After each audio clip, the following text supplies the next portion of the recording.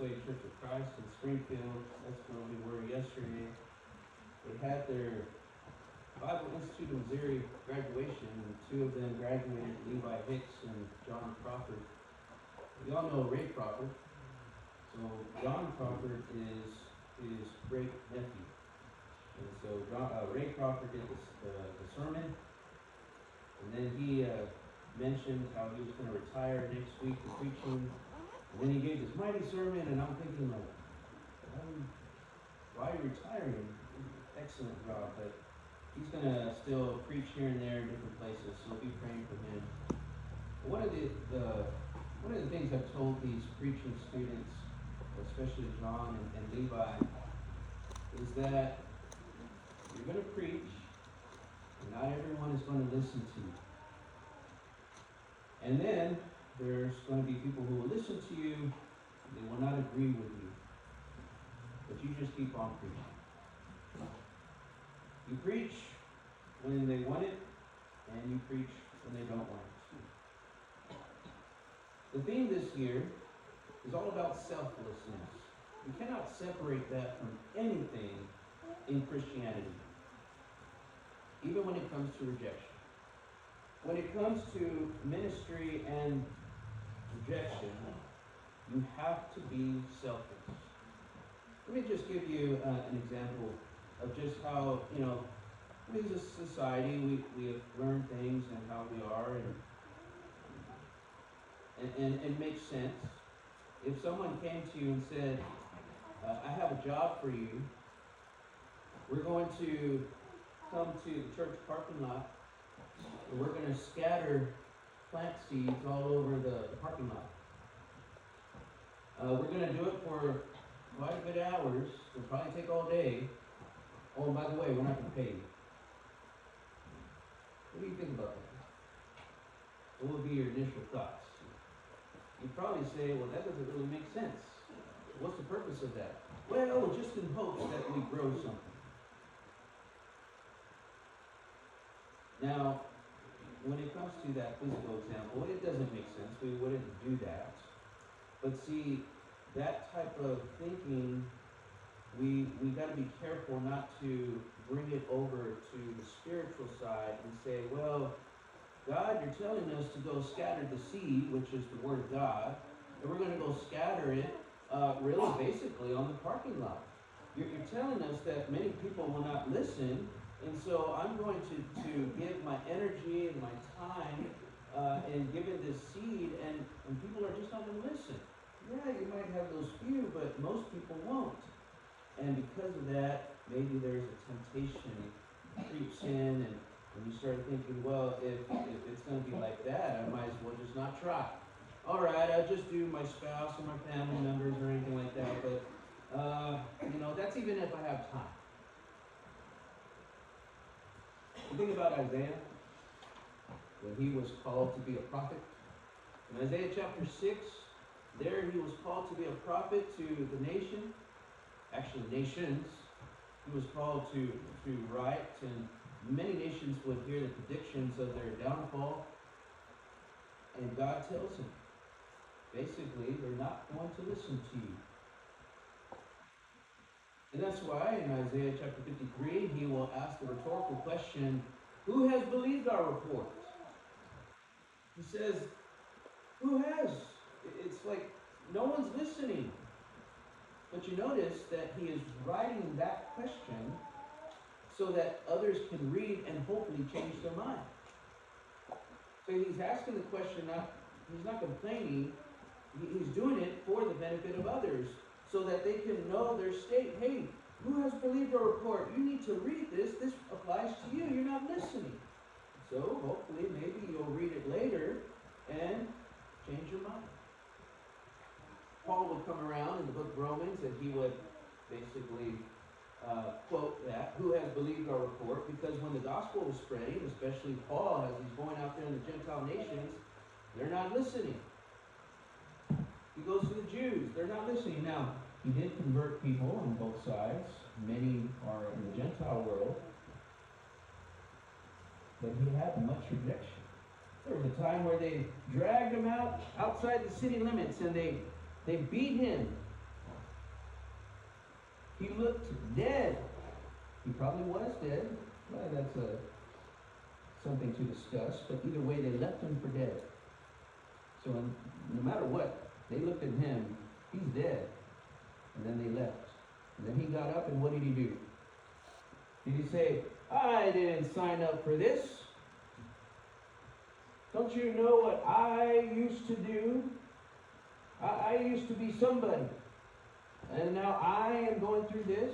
But see, Paul had to let go of self. When it came to rejection, he had to let go of self. He didn't have any room to rightfully say, you know what, I just want to do what I want to do. Paul knew that rejection was there, and he did it anyway. Jesus is the ultimate example of this. Yes, you got many prophets, you got the apostles, you got everybody, but Jesus, he let go of self. Jesus is God.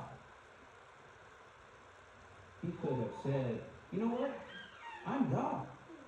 How dare they reject me? I'm going back to heaven. And you know what? He would have had that right. Because, well, he's God and he's a just God. And he could have left us here and said, well, I did my part. But because Jesus also has kindness and grace and selflessness, he kept on. There we read in Mark chapter 6 that Jesus went to his own homeland. That's referring to Galilee. And everything was going great. Many were astonished at his teaching. The news was spreading quickly around Galilee. Many were astonished. Jesus went to Galilee. Everything was going great until he went to this place called Nazareth. His hometown. Now, there are many pictures of Nazareth. I chose this one because, well, I was trying to find one that looked pretty dark. Because spiritually, that's how it was then when he went there. He went there and they're thinking, don't we know him? Don't you, he was that little child running around. We know his family. Another writer, Luke, he records, is this not Joseph's son? And then Mark will mention what else they said. Is this not the carpenter? And so they're thinking, he's a carpenter, he's the son of a carpenter, we know his family, we saw him grow up, and now he's telling us what to do? You see, they're seeing the miracles, but as we have noted through the scriptures, Jesus is not just doing miracles and that's it. He's also teaching. Because the miracles will confirm who he is and what he was teaching, the message. The gospel, the coming kingdom, he was talking about that and would confirm that. And so they're seeing the miracles. They did not like what he had to say. You look at Luke's account. We won't go in that big detail, but there's more said about how he went in the synagogue there, and he mentioned how Isaiah is prophesying about him, that now today is being fulfilled. Perhaps they're thinking, this little child that we saw grow up, he came to fulfill prophecy? Of course, Mark doesn't really focus on that. His focus is on, look, he knows their family. They know his family. And they know where he came from. And he's a carpenter. It's not like he got a certain degree in religious training. He's not a rabbi. He's not a high priest. He's not a Jewish official.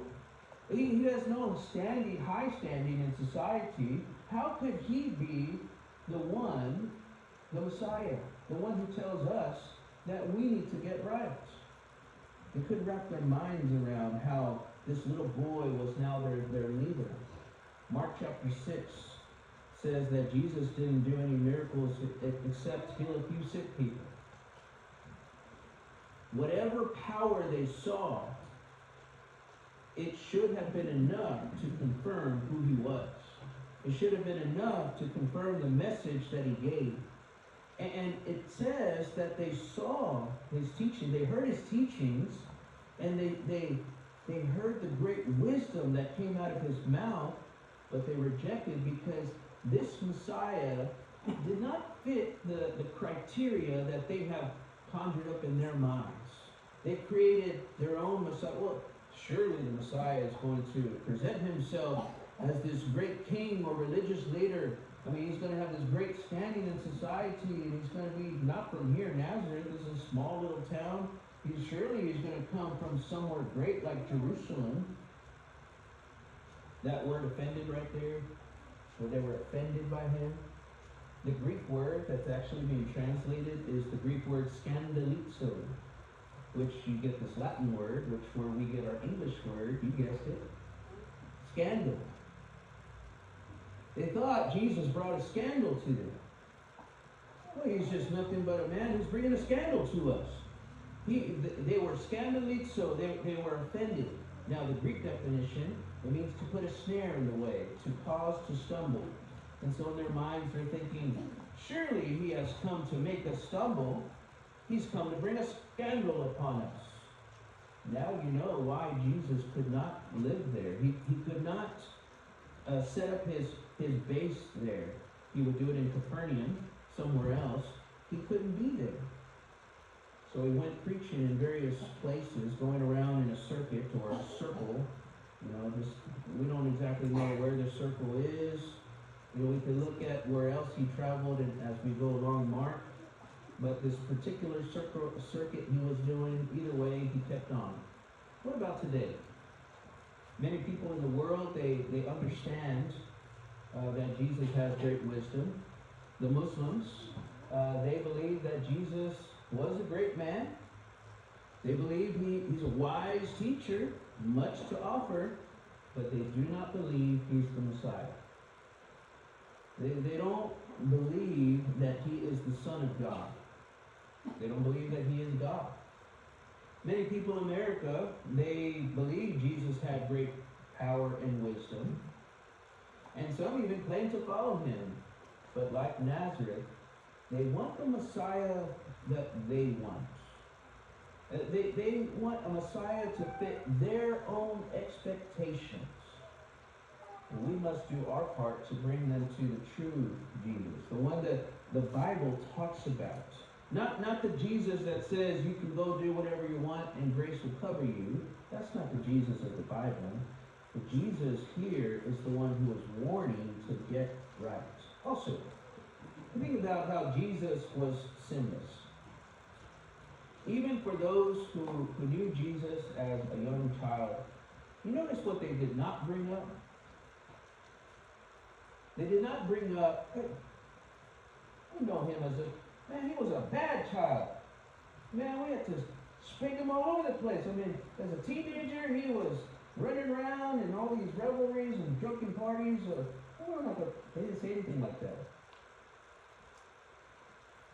All they said was, isn't this the carpenter's son? Isn't he the carpenter? I mean, we know his family. You see, Jesus was sinless. Think about this. Before we were Christians, we lived in the wrong. And worldly people remember that. If for nothing else, this is going to help us be prepared for what people are going to bring up.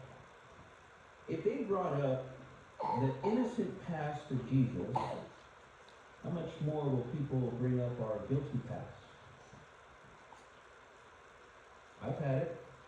The people that I'm talking to about the gospel, and they say things like, well, you used to do that. It'll be okay, I can do it. I'll change later. Or, well, you've done it in the past, you're a sinner, I'm a sinner, we're all just sinners, and we just do what we want. They bring up our past. Now, that is not an excuse on their parts.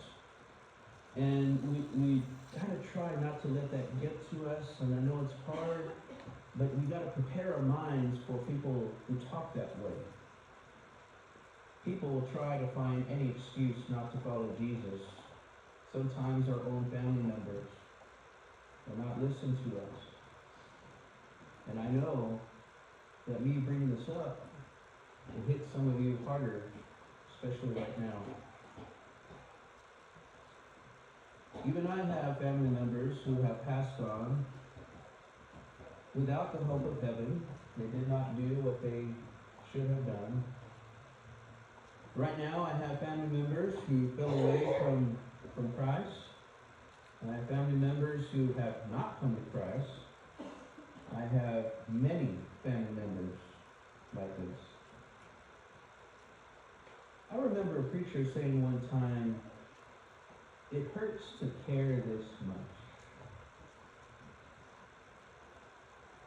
No one said it was going to be easy. It does hurt. But see, that's where the selflessness comes in. We have to have this mindset that says, this hurts to care this much, but I have to care this much. I can't think of myself. Well, I just don't want to feel this hurt, and so I'm just not going to care. No, we have to let go of self and keep self away and say, I have to care this much. And I have to feel this hurt. You think about this. If they rejected Jesus, what do you think will happen to us when we preach about Jesus? They rejected Jesus. This is the person we're talking about. We're going to talk about the person they rejected. Well, people reject him today. This is something else to keep in mind. Jesus did not quit. What did he do after Nazareth rejected him? His own hometown. Did he say, my own family, my own neighbors, the ones I grew up with, I just quit? No. He went around in a circuit preaching. He went somewhere else. Okay, well, if the gospel is not wanted here, I'll just go somewhere else. And I'll go in a circle until I get as many souls as I can. We thank God that this event is preserved for us because in verse 6 it says that Jesus kept on preaching. He kept on. Jesus becomes a great example for us in the realm of evangelism, preaching the gospel. We need to bring the gospel to our family and neighbors and classmates and co-workers. And when they don't want it, you just go on to the next people. Just because people rejected in Nazareth doesn't mean that everybody's going to reject. And lo and behold, Mark reports this next passage that coincides well, very well, with what was just said about Jesus. The disciples prepared for rejection. Another site here from the area of Galilee, maybe one of the places they visited, where they would go around and preaching and asking for housing. Disciples, they had to prepare for rejection. And after Jesus was rejected, then Mark brings up this portion of Scripture where he is preparing his disciples to feel the same thing. Mark chapter 6, there in verse 7. And he called the 12 to himself and began to send them out 2 by 2. And he gave them power over unclean spirits. He commanded them to take nothing for the journey except the staff, no bag, no bread, no copper, and their money belts, but to wear sandals and not to put on 2 tunics. Now he said in verse 10, also he said to them, in whatever place you enter a house, stay there till you depart from that place. And whoever will not receive you, nor hear you. Now what does he say? Does he say, whenever they don't hear you, you didn't do enough? Try again. Force them to obey. What does he tell them? When they will not hear you, when you depart from there, shake off the dust under your feet as a testimony against them. Surely I say to you, it will be more tolerable for Sodom and Gomorrah in the day of judgment than that for that city. So they went out and preached that people should repent. And they cast out many demons and anointed with oil many who were sick and healed them. Now, we must keep this passage in its context. Okay, this isn't a time of miracles. There is demon possessions. Okay, we don't have that today, and so we have to be careful on what we're drawing out. Not to take every single bit of this and apply it directly to our lives, okay, in the most literal way. They were were given supernatural abilities to confirm that they were sent directly from Jesus, and their abilities confirm the message they brought. We're not in that time. Of course, another lesson for another day. But based on the conclusion that we don't have miracles like that or demon possessions, based on that conclusion, we are careful how to apply this to us.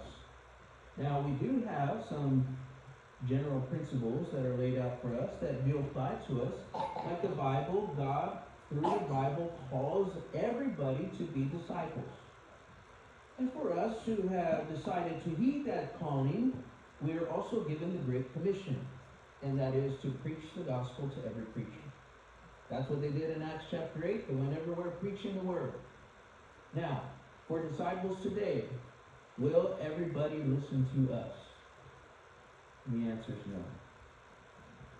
Now, back in ancient times, it was the custom as new teachers of new religions or just teachers of religion in general, they would go around and they would preach in the city, and it would be where they would say, "Can you please help us with lodging?" And based on the message, whether it was well received, that will determine if they would get housing or not. We don't really have that today. If you're door knocking today, you can go back to your house after you're done. You don't have to ask for lodging. Even if you go on a mission trip, the church is at a point where we can ask other Christians to help with that work. Back then, the church had not formed yet. And so really they're going around to strangers. They're going to their fellow Jews, but strangers nonetheless. And they're asking, "We brought this message. Here's a miracle. It confirms that we have come from the Messiah, and we're giving you the message you need to hear." They would see the miracle, they would hear the message, and then many of them would say, "We're not going to house you. You're telling us what to do. You want us to follow that Jesus over there? We heard about him. We're not going to house you. You can go somewhere else." What are they to do? Now Jesus is preparing them. Now think about this. The disciples are hearing that people will reject them. He's telling them, go out and preach, but there's going to be people who will not hear you, but they'll do it anyway. You have to have the mindset like I did in Nazareth. You have to have the mindset like Isaiah back in chapter 6, Isaiah chapter 6. You are being sent out.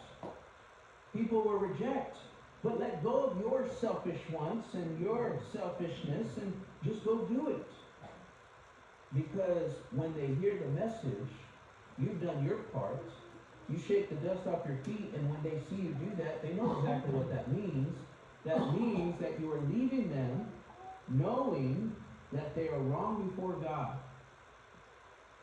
Think about us. We do not have to necessarily shake the dust off our feet literally, okay?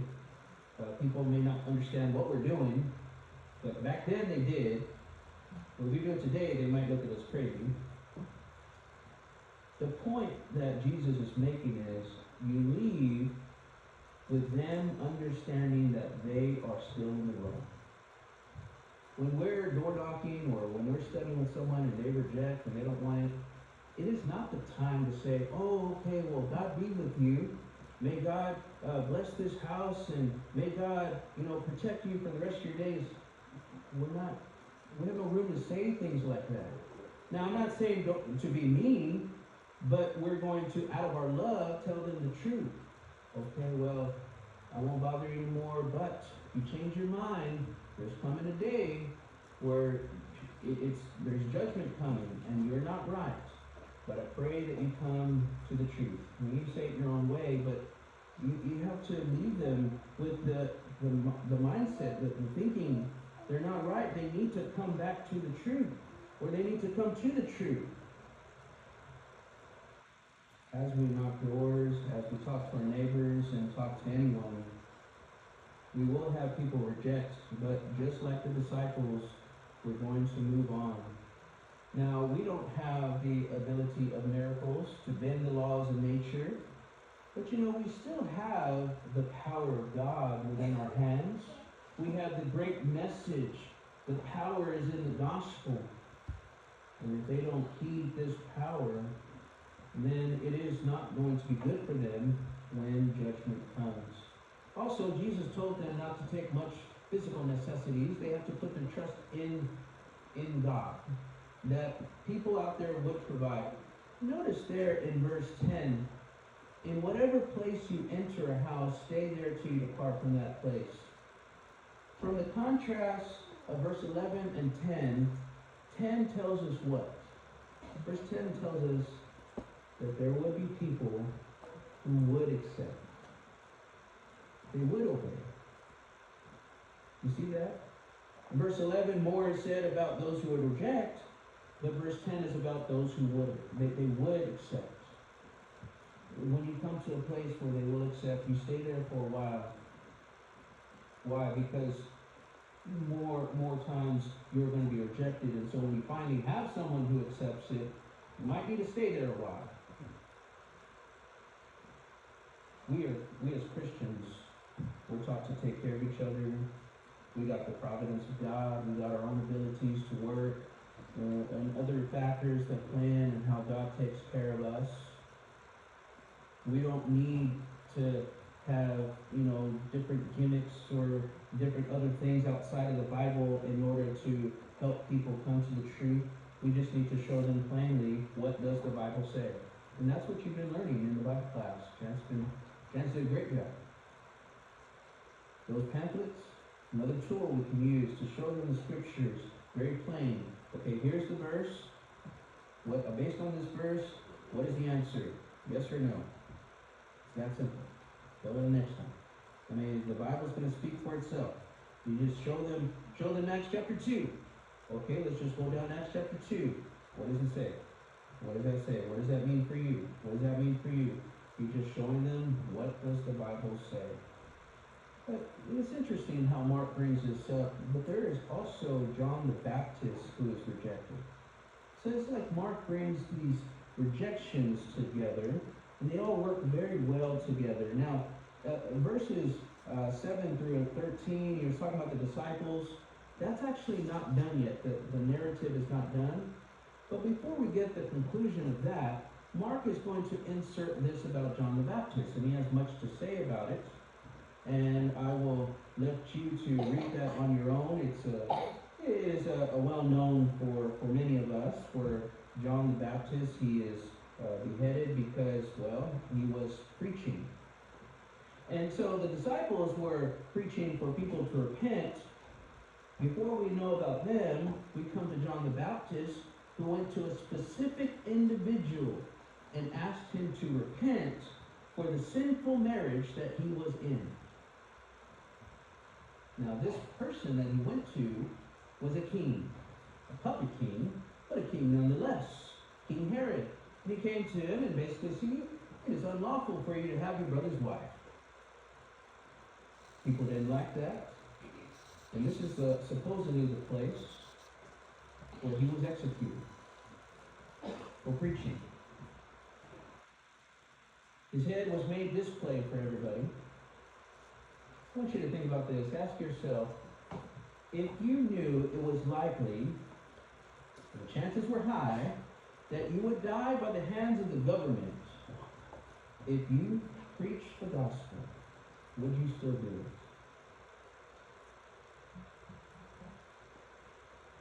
More so, if you knew you might be executed by the government for speaking against a sinful marriage, would you still try to help people in that? Do we have sinful marriages today? There's nothing new under the sun. Many people out there have taken other people's wives and married them as their own, so the problem is still here. The difference is we live in a place where we have the freedom of speech, and if we are civil about it, there is no general concern whether we're going to be imprisoned or executed. We don't have that thought going on in our mind because that's just not what's happening. So what holds us back? You see, John the Baptist had over here where, here's the king. I need to help him. Now, there's a high chance I might die because of this, but I need to tell him. And it's going to be up to him whether he changes. But I need to tell him. What about us over here? We're not thinking about execution. We're not thinking about imprisonment. What are we thinking about? Well, if I tell them, then they might cry. Well, if I tell them, what's going to happen with the kids? There's children involved. And don't get me wrong, they probably will cry, and it will be hard for the children. I'm not trying to take that away, but the point is, that is not a good enough reason. Those are not good enough reasons for us to say we're not going to help them. If we see someone is on the wrong path, that based on their situation in life, whatever it is, marriage, lifestyle, thinking, whatever, if we know that that is going to be bad for them on Judgment Day, then we need to let go of self and say we need to tell them before it's too late. And they might say things like, well, you're not the judge, and what would you say? Of course I'm not the judge. I have the ability to discern that based on your living and compared to the Bible, it's different. In the end, I'm not the ultimate judge that's going to give you the sentence, but what we are to do is to help people know that the judge is coming. And this is what the judge has determined. That if you're living like this, you're in the wrong, and to get right, you need to live this way. And so we as messengers, we just come and say, okay, we're just helping you prepare before the ultimate judge does come. And based on this, your living situation is not right before God. And if they say, well, I don't want to hear anymore, you can just walk out the door, what are you going to do? You walk out the door. And will it hurt? Yes. But I want you to think about this next section right here.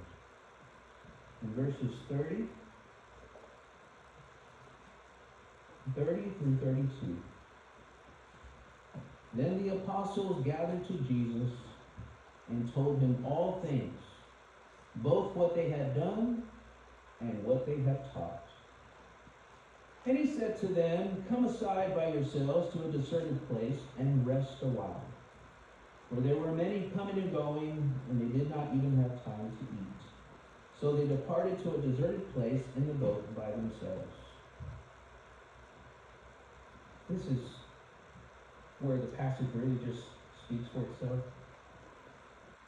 You notice after all these different forms of rejection that have been laid out in this account, and then it ends this way, as it reminds us how we all will be gathered before Jesus, and we will give an account as his disciples. You notice what they gave Jesus? They gave him an account of two things. What was it? They gave an account of what they had done and what they taught. Isn't that exactly what we will give an account for when we are before Jesus Christ? When he asked us, well, what did you teach? What would be your answer? Well, I didn't really teach anybody. How are you going to explain that to Jesus on the day of judgment? 2 Corinthians chapter 5 and verse 10, for we must all appear before the judgment seat of Christ, that each one may receive the things done in the body according to what he has done, whether good or bad. And so our life, we're going to give an account. We're all going to gather together before him, and we're going to give an account. Okay, what did you do? What did you teach? For us who are preaching to others and we're striving for righteousness, that right there reminds us of the comfort that we have. That one day Jesus is going to ask us, what did we do and what did we teach? And we're going to tell him confidently, I taught as many people as I could. And I strove for righteousness as much as I could. And Jesus is going to take us to a place where we will have eternal rest. You've done a lot of work. Now it's time to rest. And he's going to take us to that deserted place. Of course, it's going to not be deserted. But figure of speech, figuratively speaking, speaking, this deserted place would represent heaven. A place away from everybody else who have for so long just been going and coming and coming and going and doing all sorts of things, busy with their own lives. You, however, my disciples, are going to come over here to heaven.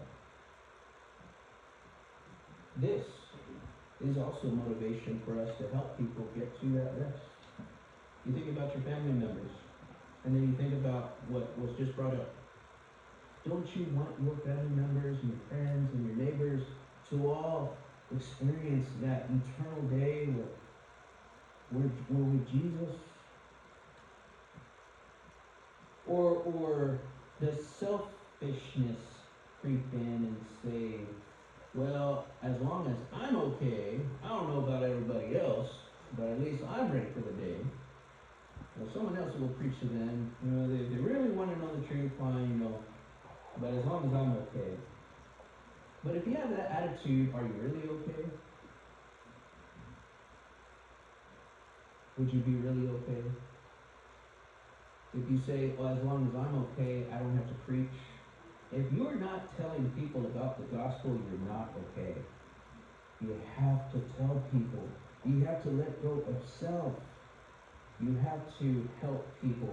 Now, you might be thinking, okay, well, people are going to reject, so why would I even try? Because God just told you to. When God tells you to do something, you do it. When God tells me to do something, I do it. When God tells us all to do something collectively, we just do it. We put our trust in Him. Well, God, don't we need to do this? No, we're going to do it God's way. God says to do it this. We don't need anything else. Let's just do it God's way. We're going to put our trust in Him. He knows best. He's going to make everything right in the end. Is there someone here who has not obeyed the gospel? After hearing this lesson, after hearing this passage, why would you sit there and say, you know what? I don't want to come to Jesus still. Jesus talks about those who saw the power. Okay, we have the power right here. And they heard the message. We got the message right here. And yet they did not come. And Jesus said it's going to be more tolerable for those in Sodom and Gomorrah than those who rejected. You think about Sodom and Gomorrah and the atrocities that they went through and did. And Jesus says, but if they're rejecting this, they're in a worse state than those back then. Not to say that they won't get punished, but it's going to be worse now. You think about how we have everything we need to know. God has given it to us in His Bible. And for someone to say, well, I know you did all this, God, you gave us all these words, and you worked this plan for thousands of years, and here it is, but I still reject it. Is there one here who needs to obey the gospel? Is there one here who needs to get right with God? If so, please come as we stand.